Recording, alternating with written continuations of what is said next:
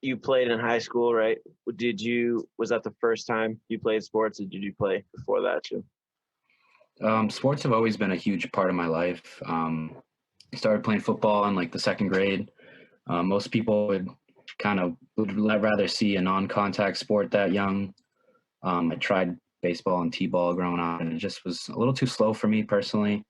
And a lot of times parents want to put their kids in flag football, but I was lucky enough to where my parents decided that I was, mature enough physically. I mean, even in second grade. I mean, we're talking second grade, so fifth, 6, 7 years old, 8 years old. You were I playing don't know why. football in second grade? That's crazy. Yeah, man. I played up until I was 21, 20 years old, and I didn't pick up lacrosse until about high school. Unfortunately, I didn't even know it was a sport until like the eighth grade, which is kind of a tragedy because I think that sport is like the sport that provides the most freedom of expression in terms of like a person. Whoa. Yeah. Freedom of okay. All right. What kind of things are just like personality? So it's a really, of course, I'll elaborate on that. That's a pretty general term and a big claim, Yeah. but I No, mean, I'm just interested. I've yeah, no. never really heard that So before. it's very free flowing in terms of the game pace, and a lot of it's fluid movement, and every player can put a little. I mean, as in any sport, the players can put a little touch on their own personal way they play the game, but it's a really relaxed and obviously it's still an aggressive sport, but it's very relaxed, and you can really flourish in terms of like how you perform, and it's fun. Is what a big thing is you can is it no matter how big the game is and how crazy the score is or how close in the game is, you can really just you're still out there having a good time with the boys, and it's just it's hard to explain unless you've really been into it, and I'm Right. maybe I'm just not the best person to explain it, but it's just that's what I got out of it. It's awesome. What can you close compare it to, like football, but or like I'd hockey? even Yeah, I'd say hockey and even a little bit of basketball, because basketball you Mm. can obviously have a lot of expression as well, but the passion that hockey players have, I'd say, is like really close to how you can express yourself in lacrosse. I mean, every athlete has an enormous amount of passion, but when you see those guys on the ice, it's hard to argue that they don't love what they do every day. Yeah, and it's also a sport that requires a lot of power and like transferring that power obviously to their sport specific movements. And it's like I read today that basketball and lacrosse are kind of like in the middle between like the most power output. Um, I I saw like basketball and soccer is like more towards the top, but and sports like baseball are more along the lines of strength development.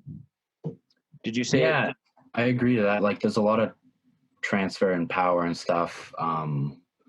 The biggest thing I have to say is like you learn like those sports you do so well in basketball and or at least lacrosse you do so well because you play other sports. Like my high school team, there was not a single kid on that team that only played lacrosse. Like we had fall athletes, winter athletes, and lacrosse, at least in New England, is it's a spring sport, and as well as in most of the country. But we had kids that were transferring skills they'd learned in basketball and soccer to the lacrosse field, and obviously I transferred some of my football skills as well to the lacrosse field, and I really think it created a more well-rounded team, and it really brought a lot of different personalities because I'm sure, as you know, like certain sports tend to harbor certain personalities in terms of like how they act and how they go about life, and it was a real good group of guys.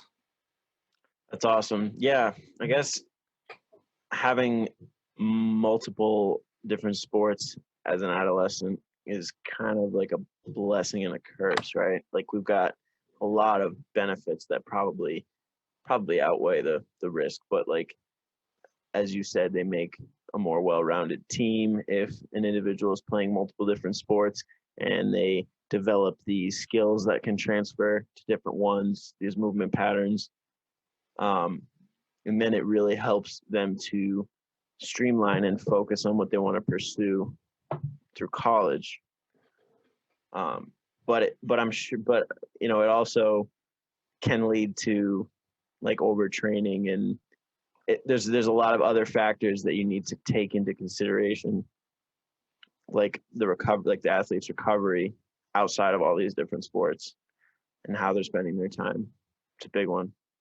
Yeah, and I mean, one of the things that I'd say about that is yes, there's a lot of overtraining, but it's training different areas. And I mean, obviously you're always, working your legs in any sport. There's always movement, but you're training in different directions. Like, soccer, it's always very lateral. Same with basketball, and lacrosse is extremely lateral sport. Like you're moving side to side at diagonal directions.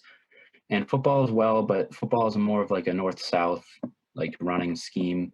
I mean, there's still obviously, don't get me wrong, there's a lot of lateral movement as well, but there's Football is more of a top speed sport, right?